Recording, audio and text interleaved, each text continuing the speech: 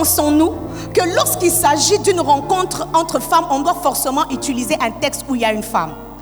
Je comprends que cet usage est venu du fait que l'on veuille que les femmes qui sont là puissent facilement s'identifier lorsqu'ils entendent que c'est une autre femme qui a pu le faire. Mais laissez-moi vous dire que la parole de Dieu est tellement riche que l'on ne peut pas restreindre cela simplement à des images féminines. Autant dans des rencontres d'hommes, on peut parler d'une femme, autant dans des rencontres de femmes, on peut parler des hommes. Alléluia. Et l'histoire de David et Goliath correspond parfaitement à la vision de la Sif. La première chose que je note dans cette histoire, c'est qu'en réalité, celui qui est en face, lorsque vous lisez très bien l'histoire, celui qui est en face de David, ce n'est pas Goliath. Si vous lisez bien ce texte, vous l'analysez bien, vous allez vous rendre compte que lorsque David regardait Goliath, la personne qui est directement en face de David, ce n'est pas Goliath. La personne qui est directement en face de Goliath, de David, c'est le porteur de bouclier de Goliath. Le porteur de bouclier avait pour objectif de bloquer toutes les actions que David devait mener contre Goliath. Est-ce qu'on est ensemble? Sur les terrains de bataille que vous aurez, vous allez rencontrer des obstacles.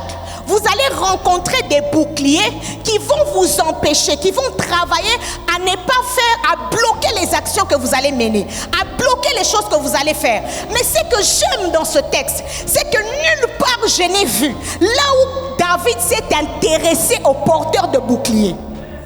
Est-ce que je parle à quelqu'un? Je dis, si David avait tué le porteur de bouclier, il n'aurait pas remporté la victoire contre les Philistins. Mais le plus important, c'était la tête de Goliath. Alléluia. Donc lorsque vous serez sur le terrain pour le positionnement, afin de faire de vous une actrice de développement de ce pays, ce qui importe pour vous, c'est l'objectif. Je veux être actrice de développement. Même si on me dit que je ne suis pas compétente, même si on me dit que je suis là parce que quelqu'un m'a placé, même si on dit que je ne parle pas bien français, même si on dit que je n'ai pas le diplôme qu'il faut, le plus important, c'est la tête de Goliath. Je veux que tu dises à une femme à côté de toi, le plus important, c'est la tête de Goliath. J'aimerais te dire de la part de Dieu, alléluia, dans le secret, il y a des choses que tu as appris. Dans le secret, il y a des victoires que tu as remportées. Ne t'étonne pas que tu sois minimisé.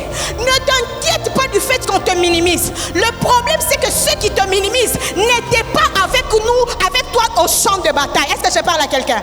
Ils n'étaient pas avec toi lorsque tu étais dans la forêt, en train de tuer le lion, en train de tuer l'ours. Alléluia.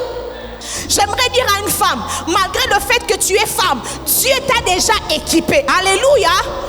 Alors laisse-moi te dire, maman, ne t'assois pas rapidement sur tes lauriers. Est-ce que je parle à une femme? Qu'est-ce que tu as déjà accompli à ce jour? Nous sommes le 22 mars 2025. L'Éternel m'a envoyé dire à une femme, élargis l'espace de ta vision. Je ne sais pas qui tu es. Je ne sais pas quel poste tu occupes. Je ne sais pas quelle position tu occupes dans la nation. L'Éternel m'a envoyé pour te dire que ce n'est pas encore fini. Alléluia. Là où tu es, c'est une étape. Mais ce n'est pas ton terminus. Alléluia. Laissez-moi maintenant vous dire quelque chose de très beau. C'est que parfois, l'entraînement des uns, c'est le terminus des autres. Ils peuvent s'agiter. Ne t'inquiète plus des agitations des gens autour de toi. Je prophétise sur quelqu'un. Je déclare au nom de Jésus, à la sortie de cette conférence, que quelqu'un amène ton nom au palais. Ah, tu n'as pas entendu ce que je dis. Le temps.